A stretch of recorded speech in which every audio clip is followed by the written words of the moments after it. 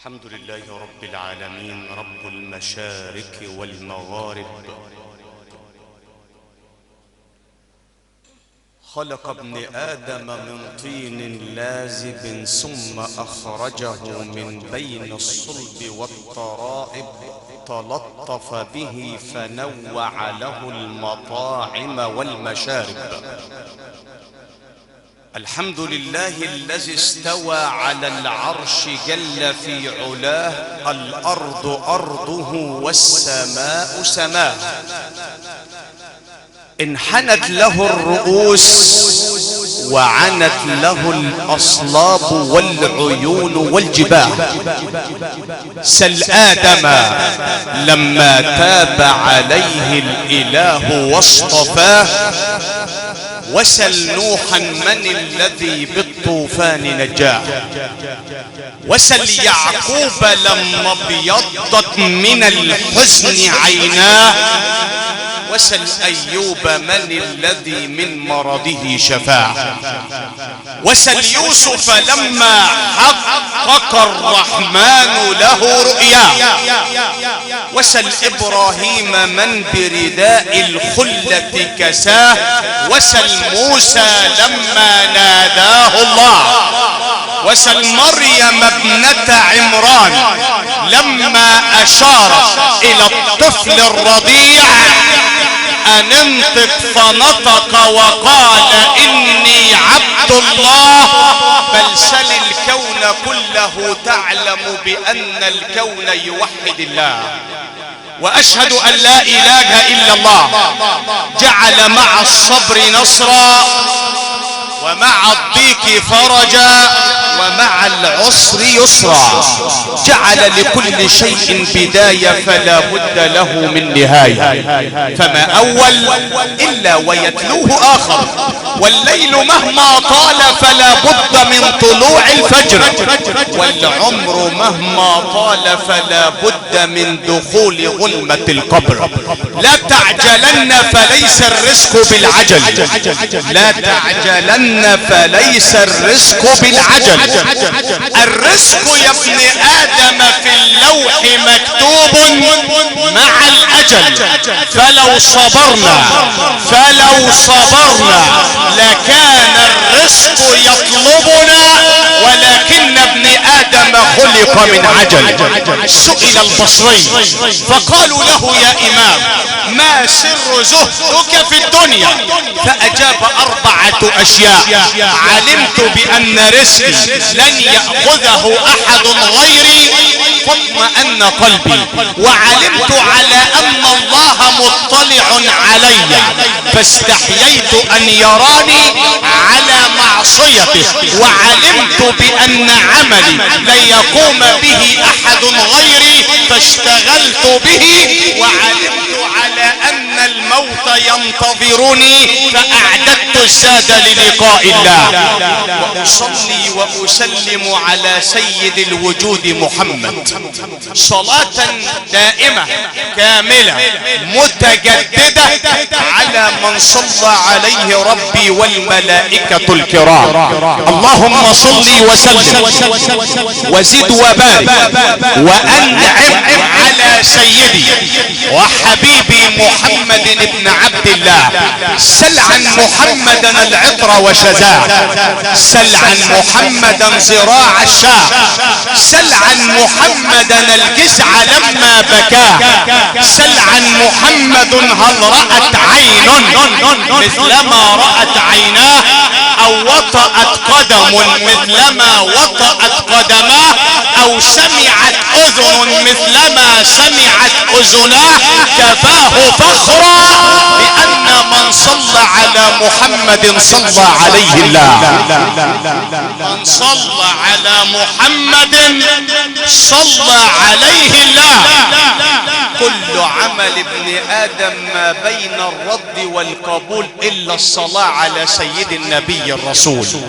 تاني عشان تصلي عليه ما أجمل الكلام في آخر ساعة ساعة من ساعات النهار من يوم الجمعة التي قال عنه سيد الأنبياء إذا ما كانت ليلة الجمعة أو يومها فأكثروا من صلاتكم علي فإن الله يرد علي روحي فأقوم من مقامي لأرد السلام على من سلم علي. شوف الكلام من ايه؟ ارد السلام على من سلم علي، يعني اللي يسلم على سيدنا النبي. والنبي يقول وضع الله ملكا على قبري من يوم السبت الى يوم الخميس. الجمعة ما احنا عارفين اجازة وعطلة اسبوعية. اسمع، اعطاه الله اسماء الخلائق جميعا من عهد ادم الى قيام الساعة، فما من عبد في هذه يعني الستة ايام يصلي على النبي العدنان الا قال الملك، يبقى في وسط اهو يا رسول الله فلان ابن فلان يسلم عليك فيرد النبي. يوم الجمعة يرفع الله الملك من على قبر حبيبكم محمد، فما من عبد في هذا اليوم المبارك يصلي على سيد الانبياء الا قام بذاته وبشخصه ليرد السلام على من سلم عليه. كرامات لسيدنا رسول الله ما بعدها كرامات في هذه الساعة، فيوضات ليست بعدها فيوضات. عندك مرض، هم، مصيبة، ضيق في الرزق، ابواب مغلقة، اعمال معطلة، صل على سيد الانبياء يسير الله لك جميع الاحوال. زي يا عم لسه بقول لك كل عمل ابن ادم ما بين الرد والقبول الا الصلاة على سيدنا رسول الله. ازاي ممكن حضرتك تصلي العصر وربنا ما يقبلوش منك؟ صح، في رياء، دخلت عشان الناس تقول ده بيصلي يبقى ربنا مش هيقبله، ده وارد. ممكن حضرتك تصرف لك 200-300 الف عشان تروح تحج، عشان نقول الحج فلان راح والحج فلان جه، عشان تاخد بس اللقب ده، تاخد لقب ب 300 الف عشان الحج راح والحج جه. انما لو واحد قال لك انا عايز حاجه لله تستخسرها فيه، تروح عشان كلمه عمك الحج راح البيت الحرام وعمك الحج جه من البيت الحرام، فلن يتقبل الله الحج طالما انه فيه رياء. ده وارد يحصل. ممكن حضرتك تيجي تتصدق تبقى بتتفشخر قدام الناس، تضرب ايدك في السديري وتقعد تعترف ميات عشان تدي صدقة، مع ان حضرة النبي يقول صدقة السر تطفئ غضب الرب. دون عن جهية كلمة ورب غطاها. صدقة السر انك تطلع. السيدة عائشة تقول كان حضرة النبي صلى الله عليه وسلم وفي الحديث الذي قاله النبي من السبعة الذين يظلهم الله في ظله يوم لا ظل الا ظله، ورجل تصدق بصدقة فأخفاها حتى لا تعلم شماله ما انفقت يمينه. ده كله ممكن ربنا يرد عليه، وارد، لان في رياء.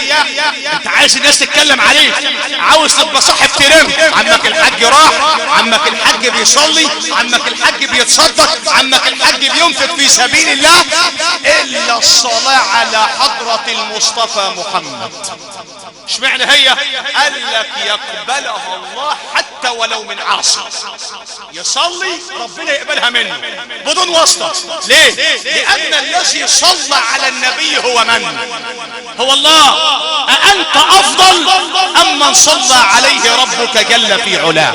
ده يا أخي بيقول لك أهو هات عندك 124 ألف نبي و388 مرسل، هات لي واحد منهم ربنا صلى عليه زي ما صلى على سيدنا النبي محمد. عندك 124 ألف نبي و388 مرسل، هات لي واحد ربنا ذكروا بالرسالة زي ما ذكر سيدنا النبي محمد. يعني ايه ذكروا بالرسالة؟ ما هو نادى على جميع الانبياء باسمائهم المجردة مجردة الا سيدي وحبيبي محمد. اللهم صل عليه.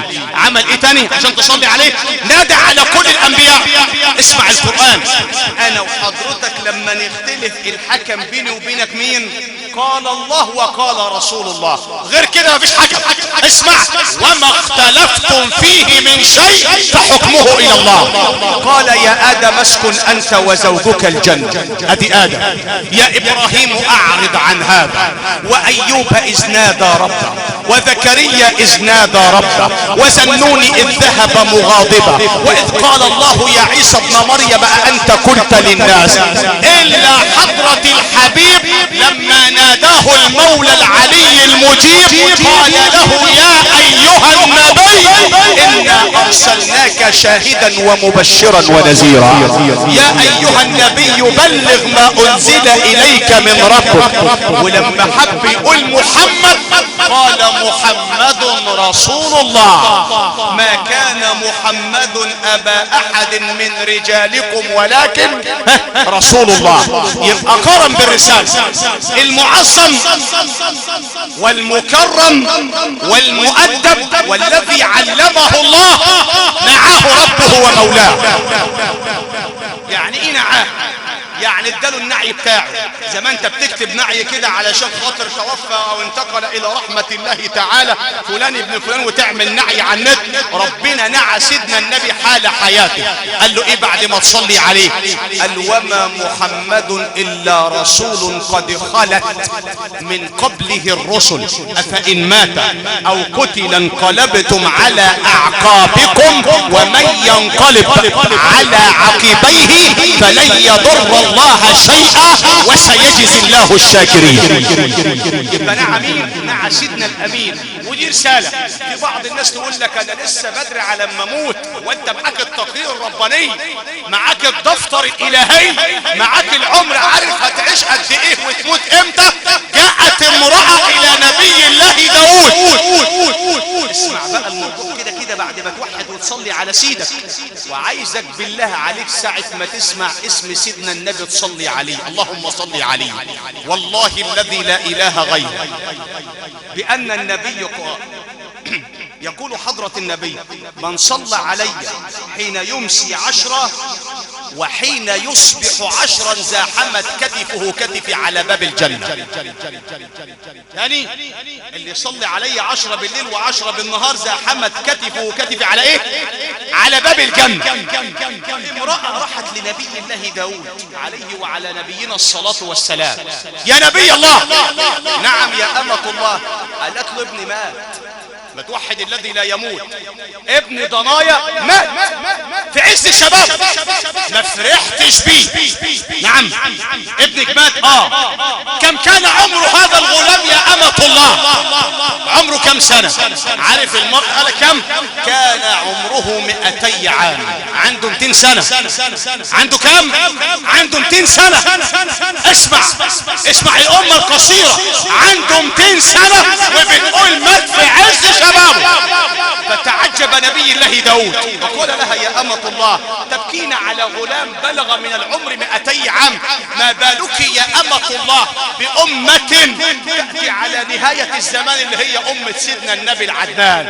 أمة تأتي على نهاية الزمان أعمارهم ما بين 60 و70. اسمع، وقليل ما يتجاوز ذلك. هيجي تلاقي واحد عنده 80 عنده 90 عنده 100 سنة قليل. فالمرأة تعجبت قالت يا نبي الله ويسرقون هذه الأمة بتسرق وبتزني؟ قال نعم ويرتكبون المعاصي والفحشاء. يبنون القصور؟ قال نعم ويشيدون الدور.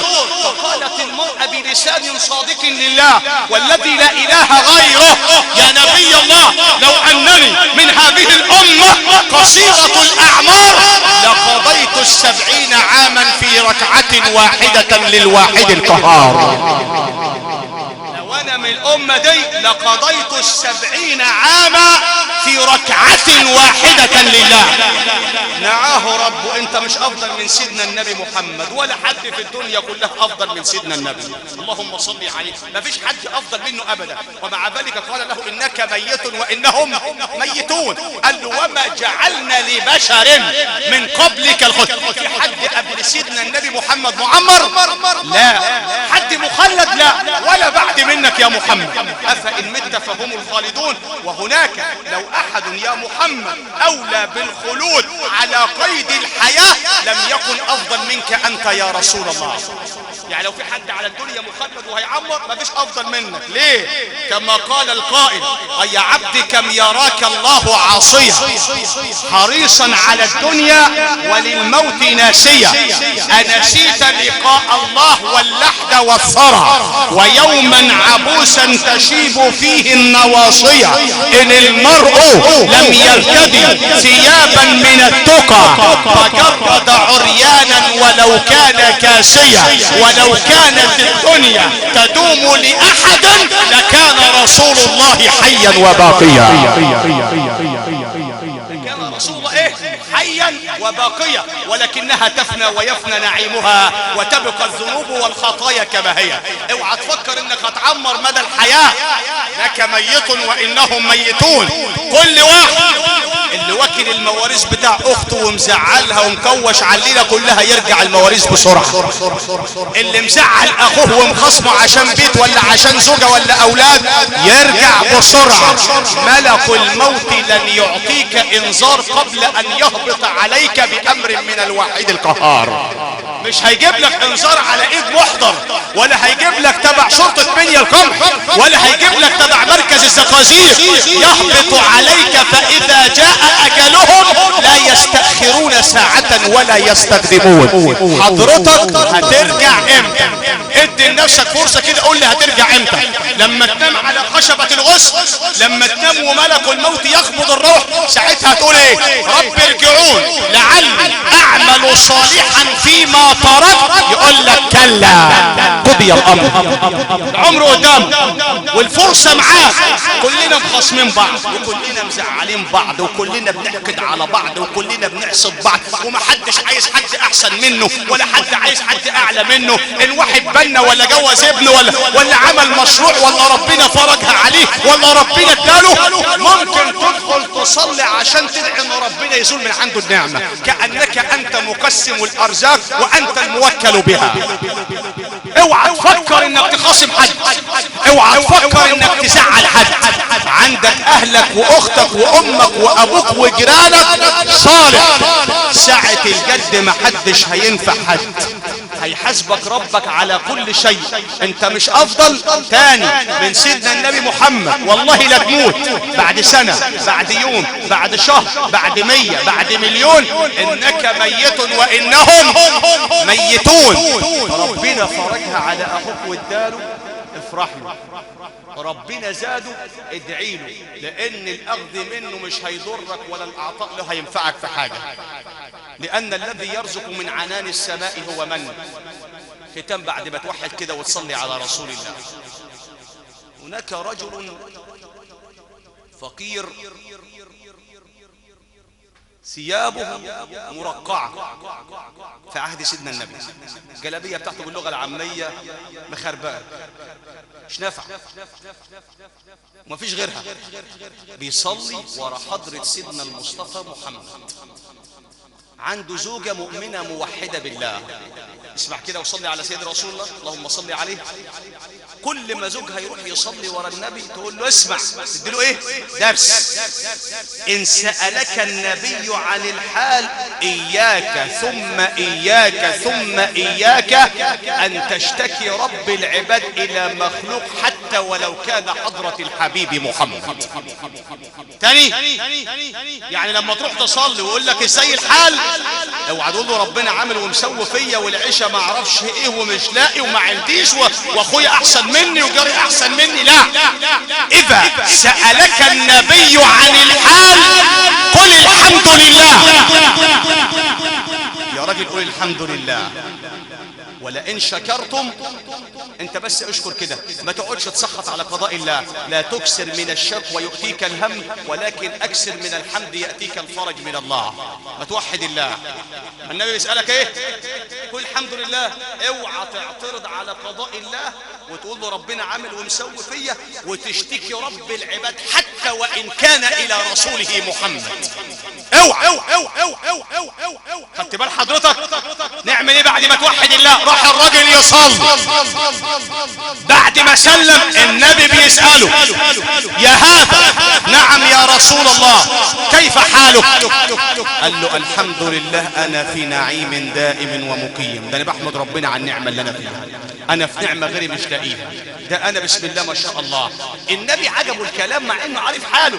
فاذا بحضرة النبي محمد يعطي هذا الرجل ثوبا او جلبية من جلاليب سيدنا النبي هدية عشان بس قال الحمد لله. الراجل خد الجلبية وفرحان وطلع جري. ليه؟ ده هدية الحبيب محمد. النهاردة لو عم الحاج وائل عمدة المحترم ولا حاج احمد الانشاصي ولا سيدنا الشيخ احمد ادانا هدية هعتز بيها، وده شخص من الدنيا، ده راجل زيه، ما بالك بهدية سيد الوجود محمد. الراجل طلع جري وفرحان اول ما دخل على زوجته، وزوجته شافت الجلابية وشها جاب الوان الطيب. قالت له مش انا منبهة عليك ما تشتكيش سيدنا النبي او ما تشتكيش رب العباد حتى وان كان للنبي؟ قال والله ما اشتكيت رب. ما ادك الجلابية ليه؟ اكيد انت سألك وانت عمال تقول له ربنا عامل ومسوي والحكاية والمعيشة وما فيش اكل وما فيش فصعبت عليه ادك الجلابية. قال والله ما قبلت ثوب النبي الا لامر واحد. انا عايزك توحد الواحد. الجلابية الحاجة واحدة بس، هي قال اذا ما مت فاكفن فيها، فاذا ما وضعت في قبري جاءني الملكان فسألاني من ربك قلت ربي الله، دينك قلت ديني الاسلام، ماذا تقول في الرجل الذي بعث فيكم؟ امسك الكرن المحمدي والجلبية قل لهم هو شفيعي وطبيبي، هو قائدي محمد بن عبد الله. اللهم تغمد الراحل الكريم في واسع رحماته، دله دارا خيرا من داره، واهلا خيرا من اهله، وصحبة خيرا من صحبته، وجيرانا خيرا من جيرانه. اللهم ان كان محسنا فزد في حسناته، وان كان مسيئا فتجاوز عن سيئاته. جاف الارض عن جنبيه، بيض وجهه يوم تسود الوجوه، ثبت اقدامه يوم تزلزل الارض تحت الاقدام. اللهم لا تحرمنا اجره ولا تفتنا بعده، واغفر لنا وله ولموتى المسلمين. عباد الله، نيابة على لسان العائلة الكريمة والابناء الاعزاء والاخوة الاشقاء والنسب والصهر كلا باسمه، يتقدمون بخالص الشكر والتقدير الى كل من حضر لي وسيلة. شكر الله سعي الحاضرين جميعا. سبحان من له الدوام.